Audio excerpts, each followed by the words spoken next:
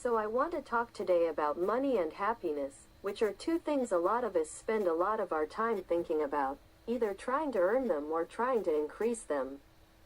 And a lot of us resonate with this phrase. We see it in religions and self-help books. Money can't buy happiness. And I want to suggest today that, in fact, that's wrong. Laughter, I'm at a business school, so that's what we do. So that's wrong, and in fact, if you think that, you're just not spending it right.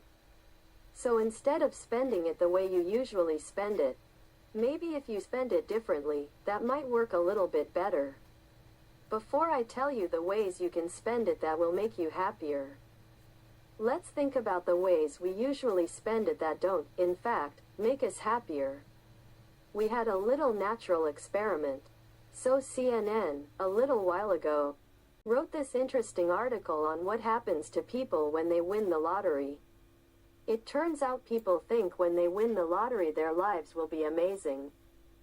This article's about how their lives get ruined. What happens when people win the lottery is, 1. They spend all the money and go into debt, and 2. All of their friends and everyone they've ever met find them and bug them for money. It ruins their social relationships, in fact. So they have more debt and worse friendships than they had before they won the lottery. What was interesting about the article was, people started commenting on the article, readers of the thing. And instead of talking about how it made them realize that money doesn't lead to happiness, everyone started saying, "You know what I'd do if I won the lottery," and fantasizing about what they'd do. Here's just two of the ones we saw that are interesting to think about. One person wrote, "When I win, I'm going to buy my own little mountain and have a little house on top."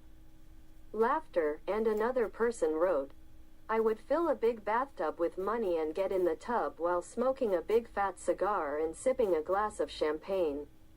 This is even worse. "Then I'd have a picture taken and dozens of glossies made. Anyone begging for money or trying to extort from me would receive a copy of the picture and nothing else."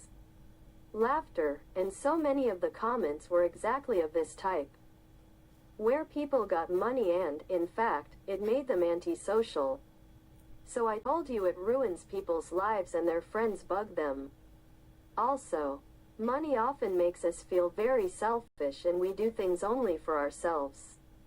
We thought maybe the reason money doesn't make us happy is that we're spending it on the wrong things. In particular, we're always spending it on ourselves. And we wondered what would happen if we made people spend more of their money on others. So instead of being antisocial with your money, what if you were more pro-social with it? We thought, let's make people do it and see what happens. Let's have some people do what they usually do, spend money on themselves. And let's make some people give money away, and measure their happiness and see if, in fact, they get happier. The first way we did this was, one Vancouver morning, we went out on the campus at University of British Columbia, approached people and said, "Do you want to be in an experiment?" They said, yes. We asked them how happy they were, and then gave them an envelope. One of the envelopes had things in it that said, "By 5 p.m. today, spend this money on yourself." We gave some examples of what you could spend it on. Other people got a slip of paper that said, "By 5 p.m. today, spend this money on somebody else." Also inside the envelope was money, and we manipulated how much money we gave them. Some people got this slip of paper and $5. Some got this slip of paper and $20. We let them go about their day and do whatever they wanted. We found out they did spend it in the way we asked them to. We called them up and asked them, "What did you spend it on? How happy do you feel now? What did they spend it on?" These are college undergrads. A lot of what they spent it on for themselves were things like earrings and makeup.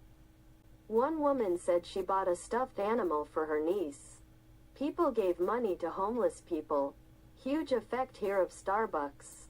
Laughter. So if you give undergraduates $5, it looks like coffee to them.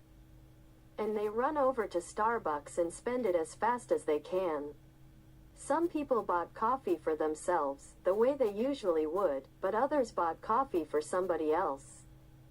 So the very same purchase, just targeted toward yourself or targeted toward somebody else. What did we find when we called at the end of the day? People who spent money on others got happier. People who spent it on themselves, nothing happened. It didn't make them less happy, it just didn't do much for them.